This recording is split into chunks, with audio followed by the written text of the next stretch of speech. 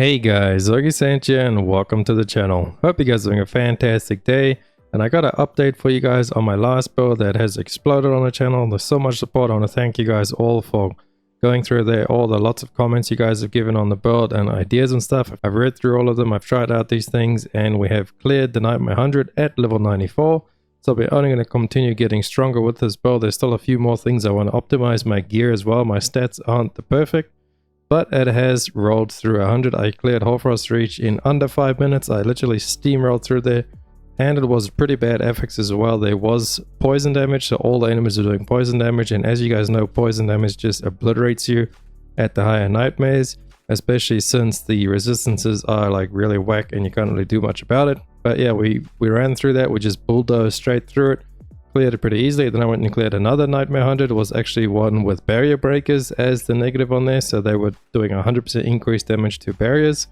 Still made it through. It was a little bit more tricky because it was cannibal, so they would like jump on you out of nowhere. I think they were doing poison as well, and then the barrier breaker, but overall just steamroll through it again. And thus I have named this the Subterranean Bulldozer Druid. So if you guys like the name, chuck a like on the video, and without further ado, let's just hop straight into the build. Timestamps down below as well. This skill tree, let's have a look at the skill tree. This changed a little bit. I did take the points out of Earthen Bulwark like you guys suggested. I played around with some other stuff, and ultimately this is what I come to like, as the build doesn't really lack damage at all. Even while I am missing some damage passives, like over there I'm missing damage, over there damage, and over there there's a lot of damage I'm missing. I still just one-shot elite packs at tier 100 anyway, so there's literally no point to get more damage. So I just went full tank, get as tanky as you can get, and just make your Nightmare Dungeon super easy. So let's get into it. Storm Strike with 3 points, so Fierce Storm Strike over there, and then Claw into Wild Claw for the increased attack speed and the double chance. Also, you do need the Crone Staff to really make this work. You can make it work without the Crone Staff, but you got to change stuff up. And I would say just get the Crone Staff to get this variant of the build coming online.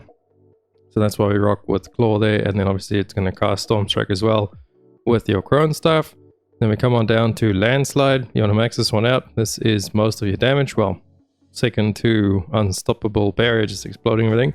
And you pick up Primal Landslide there for the terror modes. Also make sure you do keep Landslide on your bar, so that actually gives you the terror modes. I did see some comments about the terror modes still forming. I haven't really gotten much time to try that out specifically, but I did talk to another content creator and he said they don't, so I don't know who to believe. So for now we're just going to leave them on the bar over there. So we'll go with that. So Landslides, Primal Landslides, keep them on your bar to keep your terror modes, and then we're getting Predator Instincts for the crit chance. Then I have swapped over this movement speed over to Iron Fur just for more damage reduction. As I said before, you really just need damage reduction in these higher nightmares.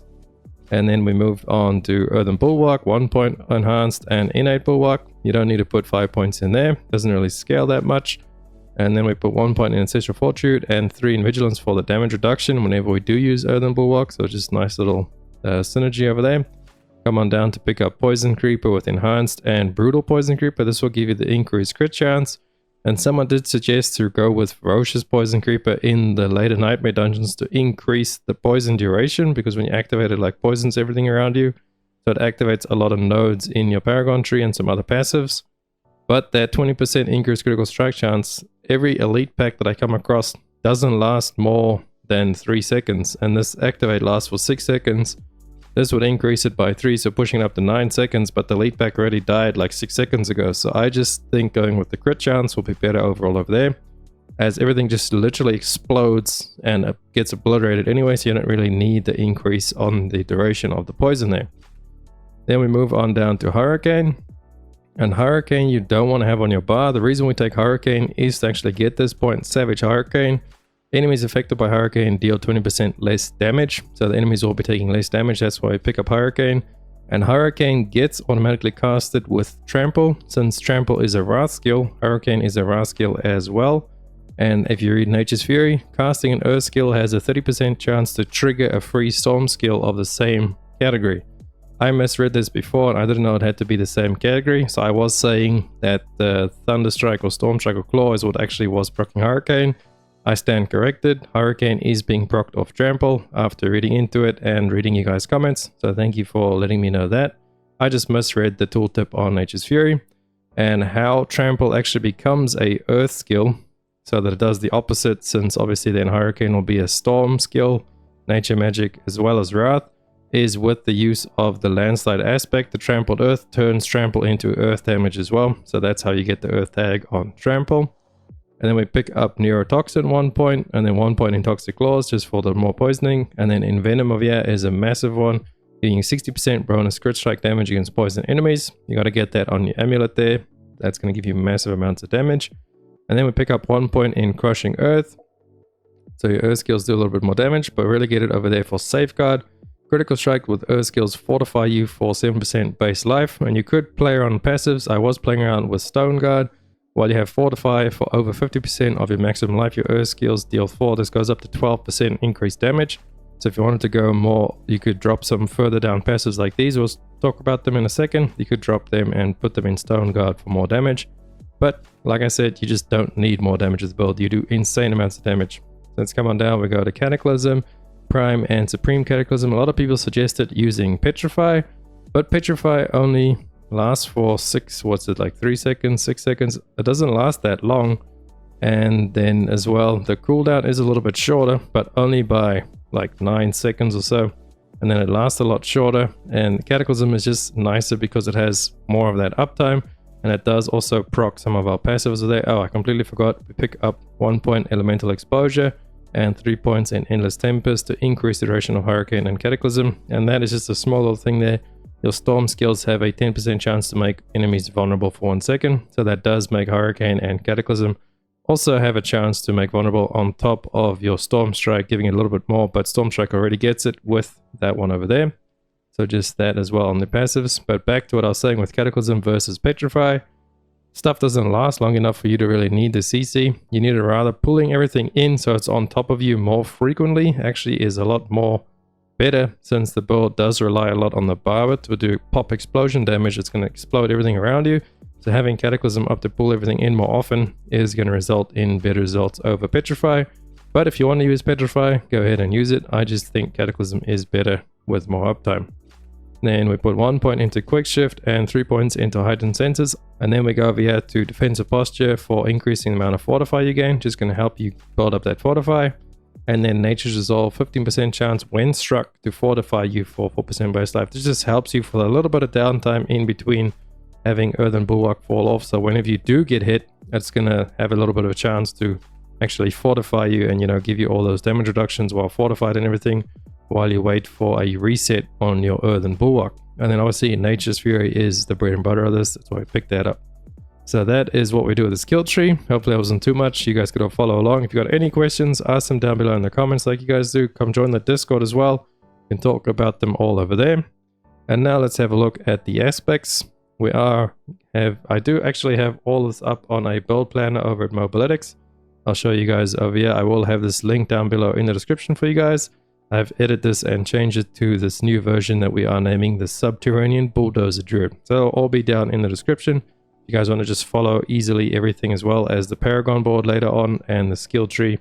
Everything is there for you guys to find quite easily down below in the description. Alright, let's go over the gear and the aspects. So on our helm, in order for stat priority, you would want to get basic skill attack speed, total armor, and then you could go with cooldown reduction and all stats, or whatever stat you want to put in there. You could even put barrier gen in there, because barrier gen does scale the damage of your Earthen Bulwark. But like I've been saying, you don't really need more damage. I have 0 barrier gen on this build, and I had more than enough damage to go through the Nightmare 100, even at level 94. The only thing I could have gotten more of was defense. So try and get as much defense as you can, but definitely want to get for the basic skill attack speed, as that's going to help you with your claw to reset everything. The aspect obviously want on there is basic skills going to 20% damage reduction for 4 seconds. You want to try and max that out, so aspect of the bite. Move on to the chest piece. Stats on there, you just want all the defensive stats you can get. Total armor, damage reduction from enemies that are poisoned, damage reduction while fortified. All of the damage reductions are really good, as well as the aspect of Mending Stone for the Earthen Bulwark to be increased by 6 seconds. And when you kill enemies with earth skills, it replenishes some of the active barrier. So when you kill stuff fast enough, you'll pretty much always have Earthen Bulwark up. And by the time it's about to run out, you'll just get another one from a reset. So pretty crazy synergy on that. Then moving down to our gloves, this is where a lot of our damage comes from. You want to prioritize getting ranks of Landslide on there first and foremost. and attack speed, as it's going to help you just proc everything a lot faster, and then crit chance and lucky hit chance to help proc some of our spirit boon stuff later on. And you want to get the subterranean aspect on there. Moving down to our pants, again this is full armor pants, as much damage reduction as you could get. I might even want to swap out that maximum life for some more damage reduction while fortified or something like this. But these pants are pretty good, except for the armor. I just can't get them to roll high. I think it's on like a 3 point something million reroll. Just doesn't want to go above that 3%. So just armor, damage reduction, max life, all of that stuff is good. And then you want to put disobedience on your pants. And then coming down to our boots. My boots are pretty terrible. You actually really want to get some movement speed on your boots for you. All stats, and then you can get damage reduction while injured. I'm not sure if you can get damage reduction while fortified. Maybe. I do know you can get armor in werewolf and werebear, which is probably the better options over there.